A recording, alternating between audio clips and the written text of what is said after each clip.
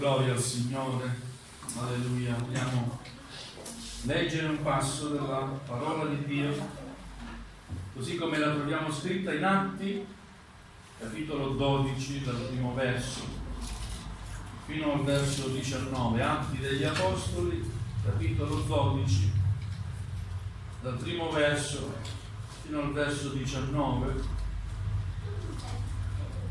Gloria a Dio.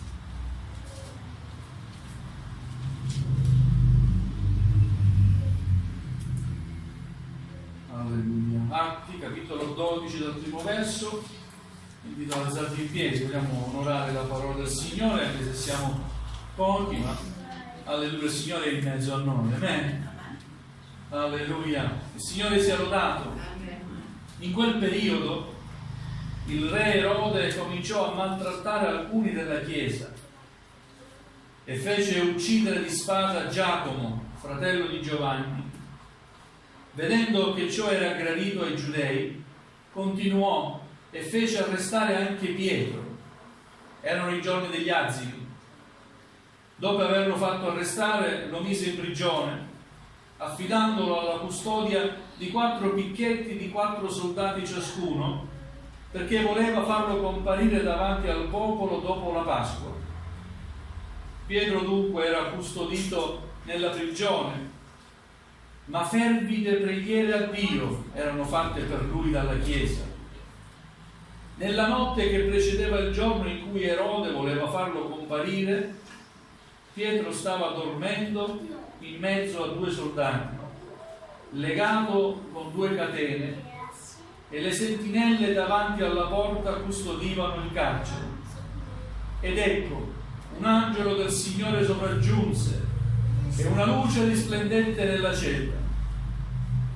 L'angelo, battendo il fianco a Pietro, lo svegliò dicendo: alzati presto, e le catene gli caddero dalle mani. L'angelo disse: vestiti e mettiti i sandali, e Pietro fece così. Poi disse ancora: mettiti il mantello e seguimi. Ed egli, uscito, lo seguiva, non sapendo che era realtà ciò che stava succedendo per opera dell'angelo. Credeva infatti di avere una visione. Com'ebbero oltrepassata la prima e la seconda guardia, giunsero alla porta di ferro che immette in città, la quale si aprì da sé davanti a loro. Uscirono e si inoltrarono per una strada, e all'improvviso l'angelo si allontanò da lui.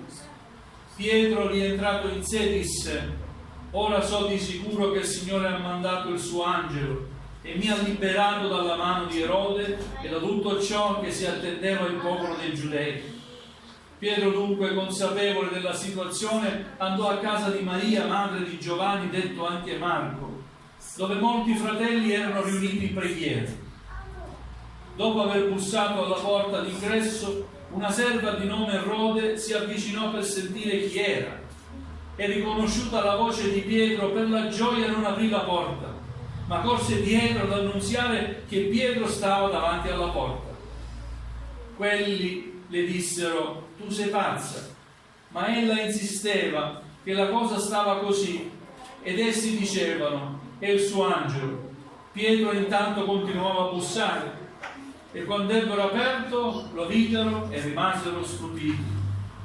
Ma egli con la mano fece loro cenno di tacere e raccontò in che modo il Signore lo aveva fatto uscire dal carcere. Poi disse: fate sapere queste cose a Giacomo e ai fratelli. Quindi uscì e se ne andò in un altro luogo. Fattosi giorno, i soldati furono molto agitati, perché non sapevano che cosa fosse avvenuto di Pietro.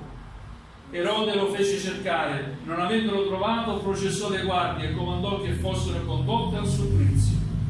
Poi scese dalla Giudea e soggiornò a Cesarea.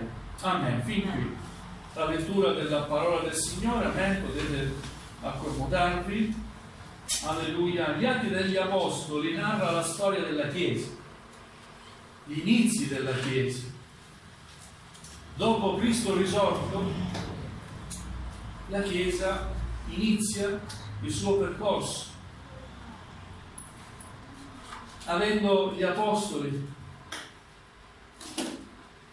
come coloro i quali insegnavano la parola, avendo conosciuto Cristo Gesù in un modo vivente, in un modo anche fisico, oltre che aver visto la sua gloria, essendo stati testimoni oculari della sua meravigliosa potenza.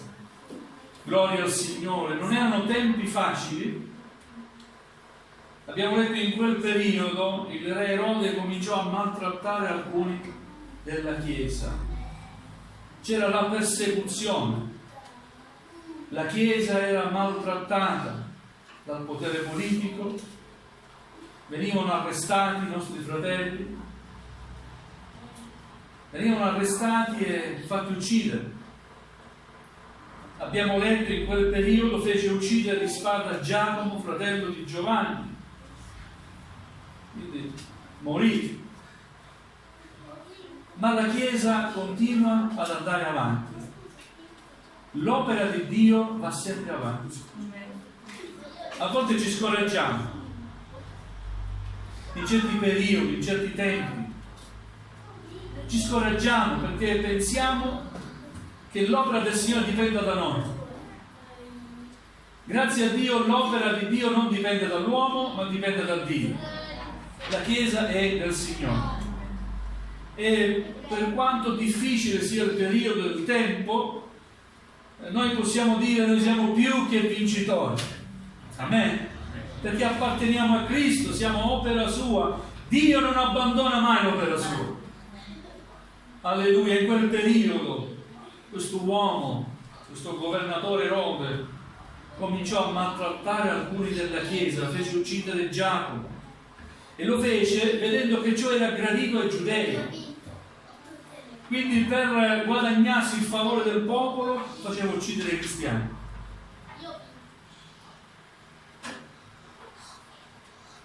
E continuò ancora, e fece arrestare anche Pietro. Erano i giorni degli azimi, la festa prima che precede la Pasqua. Voleva dare un regalo pasquale ai giudei, voleva farlo presentare davanti ai giudei, farlo condannare. Lo mise in prigione. Pietro era custodito nella prigione.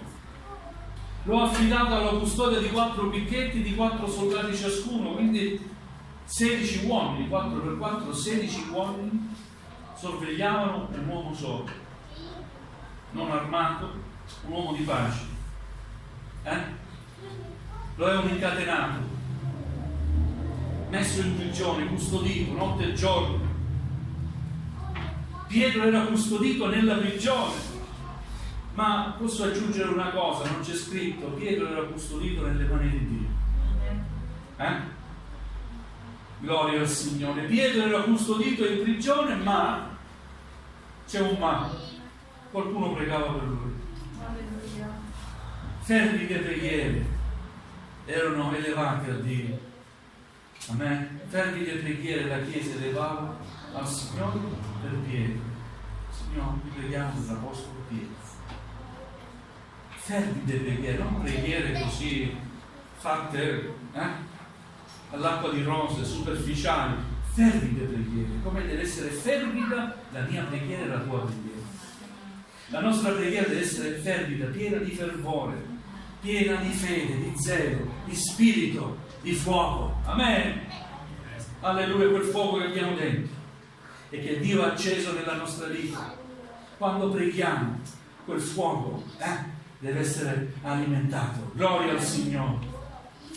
Quindi Pietro era in carcere, custodito in carcere, ma fervide preghiere a Dio erano fatte per lui dalla Chiesa. Non sottovalutiamo la preghiera comunitaria della Chiesa. Non conosciamo il numero, quanti erano in Chiesa, non lo so, ma io so che anche 2 persone che stanno insieme, che si uniscono a pregare, ad adorare il Signore, quella è Chiesa. Quando 2 o 3 sono radunati nel mio nome, dice Gesù, io sono lì, in mezzo a loro.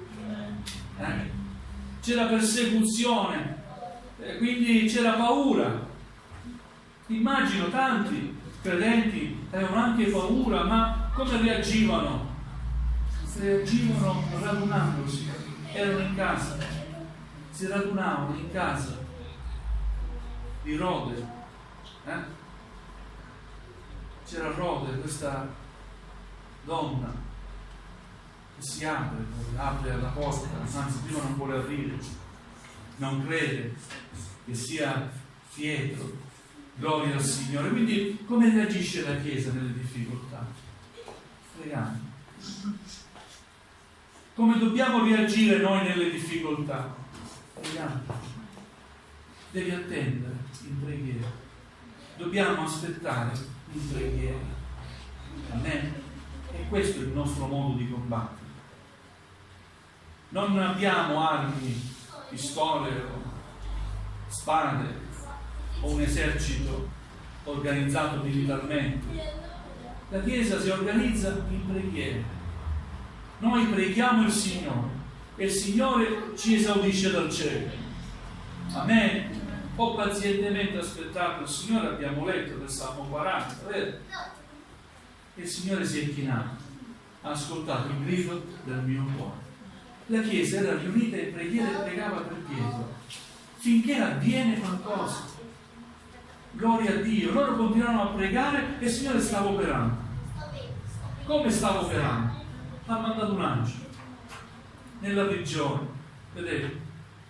A volte ci sembra nelle difficoltà di stare come in una prigione, però non c'è prigione che possa impedire la benedizione di Dio. Amen, che cala dal cielo per te, per la tua vita. Anche se ti senti in prigione, ti guardi attorno e non vedi una via d'uscita. Alleluia, la benedizione di Dio per te non può essere impedita. Se Dio stabilisce di benedirti, sarai benedetto, sarai liberato, liberata. Amen. Gloria al Signore. Vedete, era in prigione, era legato, addirittura, voglio dire una cosa, tra virgolette, era coccolato da due soldati, era nel mezzo di due soldati, stava dormendo, appoggiato anche ad un soldato. Arriva un angelo sveglio, nessuno poteva vederlo, i soldati continuavano a dormire e quest'angelo giunse a svegliare Pietro. Gloria al Signore. Alzati presto. E si ruppero le catene. Amen. Vestiti, mettiti i sandali. E Pietro faceva questo. Poi mettiti il mantello, seguimi. E Pietro lo seguiva, ma non si rendeva conto che fosse realtà quello che stava succedendo. Pensava fosse una visione. Poi ebbero passata la prima, la seconda guardia, giunsero alla porta di ferro, e poi dava alla strada, quindi alla libertà, e anche quella porta si apre. Gloria a Dio. Dio apre le porte. Amen. Alleluia. Quando tutto sembra impossibile, è lì che Dio manifesta la sua gloria. Proprio perché la Chiesa stava pregando. Alleluia. Quella porta di ferro si apre. C'è libertà per Pietro. L'angelo va via, non si vede più, e Pietro si trova in libertà. Sapeva che i fratelli erano riuniti in preghiera. E giungerà a casa e bussa, mentre stavano pregando, dice: ma chi è? Questa Rode fa vedere, sono io Pietro. Invece di aprirgli, lo tiene là fuori, no? Non può credere a quello che è avvenuto. Eppure stavano pregando. Gloria al Signore. C'è Pietro. La cosa che dicono è: non gloria a Dio, sei pazzo. Ma come? Ma non stavamo pregando per questo? Sei pazzo. È il suo angelo. Oh, sono io, apritemi, gloria a Dio. Il Signore mi ha liberato. Facciamo entrare. Basta, zitti, che vi racconto io quello che è successo. Non parlate voi, perché voi avete teorie, ma io vi posso raccontare quello che mi è accaduto. Ha testimoniato. Amen. Gloria al Signore. Ha testimoniato che il Signore lo ha liberato per mezzo di un angelo. Alleluia. Quella testimonianza credo abbia rincuorato quella chiesa che era lì riunita. Gloria a Dio. Ma l'importante è che comprendiamo una cosa: niente e nessuno potrà mai fermare l'opera di Dio. Niente e nessuno potrà mai fermare la benedizione che Dio ha stabilito per coloro che lo servono fedelmente. Amen. Per coloro che lo amano, Signore. Anche se c'è da affrontare la morte. Vedete, Giacomo è stato ucciso. Come lui tanti altri. Molti sono stati uccisi nella persecuzione, segati, messi in prigione, fatti soffrire, ma nessuno di quelli che ha rinnegato il Signore ha perso la vita eterna. Amen? Alleluia. Noi dobbiamo imparare da questi fratelli, dalla Chiesa di una volta. Dobbiamo imparare a rifugiarci nella preghiera, ad aspettare il Signore, a non rinnegare il Signore perché ci sembra che Lui non ci ascolti. Noi siamo fatti così, dalla prima alla seconda, massimo alla terza preghiera. No, tu non mi ascolti, ti prego a fare, ma ci sei o non ci sei? Ma possiamo avere dubbi ancora che il Signore c'è o non c'è? Dio c'è. Amen. Dio esiste. Amen. Amen. Se hai sperimentato la grazia di Dio, devi per forza dire: Dio c'è. Cristo vive in me. Lo sento nella mia vita, qui nel mio cuore. Come sento battere il mio cuore, sento che Lui vive. Amen. Alleluia. Eppure la Chiesa purtroppo nel corso dei secoli ha perso quel fervore di una volta. Vogliamo ritornare al primo amore, come si dice. Alleluia. Certamente la Chiesa non ha sempre vissuto periodi facili, ha vissuto soprattutto momenti difficili e ancora li sta vivendo. In certi posti nel mondo c'è tanta persecuzione, però leggiamo veramente tanti miracoli che il Signore compie in quei posti proprio difficili. Leggiamo di testimonianze meravigliose. Dio manifesta potentemente la sua gloria. Alleluia. Incuorando anche i predicatori, incoraggiandoli. Alleluia. Sono di grande testimonianza per tutti quelli che vedono e ascoltano. Messi davanti a un fucile, spesso muoiono. Qualcuno poi invece di ucciderli, no, non sappiamo perché il Signore alcuni li salva, alcuni no, ma sappiamo che comunque la nostra abitazione non è qui, ma è nel cielo, vero? E se uno deve morire per il Signore, alleluia, la gloria del cielo è aperta per noi. Viviamo tempi difficili, a volte ci lamentiamo troppo, non abbiamo ancora vissuto la persecuzione di una volta. Ho conosciuto fratelli anziani che nel tempo del fascismo sono stati perseguitati, veramente, sapete, non c'era libertà di aprire un locale di culto, si riunivano in campagna, oppure nel garage di qualcuno, in cantina, nel granaio, senza luce, cantavano senza farsi sentire, non in modo forte. Gente che non sapeva né leggere né scrivere, eppure faceva leggere a qualcuno la parola del Signore. E poi una meditazione, ma soprattutto si cercava la presenza del Signore. Anche due paroline lette, un piccolo pensiero, una piccola riflessione, ma tutti erano uniti nella ricerca dello Spirito Santo, dello Spirito del Signore. E il Signore non mancava di manifestare la sua potenza. Io ho ascoltato tante testimonianze di quei periodi difficili, periodi di persecuzione, ma quando si cercava il Signore e si pregava per un ammalato, c'era immediatamente la guarigione. Amen? Alleluia. Quando si pregava per qualcuno, proprio come Pietro che era stato arrestato, perché in piazza uno si era messo su un seggiolino di legno che aveva annunciato l'Evangelo, i carabinieri lo avevano arrestato, la chiesa pregava per questo pastore. Sì, era stato un po' in carcere, ma poi alla fine è arrivata la cosa. Vabbè, puoi andare, non lo fare più, non predicare più l'Evangelo. Sì, ancora più forte di te. Amen? Quindi nei momenti di difficoltà è lì che possiamo veramente sperimentare la fedeltà di Dio. E vogliamo veramente credere che nessuna prigione, nessuna barriera, nessuna catena potrà mai impedire l'opera di Dio. Gesù è venuto per spezzare le catene. Gesù è venuto per liberare i prigionieri. Amen? Quindi diamo gloria a Dio. Anche in questi tempi così difficili di coronavirus. Qual è la difficoltà? È il coronavirus, adesso la difficoltà mondiale, no? Alleluia! Come reagisce la Chiesa? Uniamoci nella preghiera. Amen. Preghiamo il Signore. Per Pietro il Signore ha mandato il suo angelo. Chi manderà il Signore per liberarci da questo coronavirus? Non lo so. So che il Signore ci può liberare.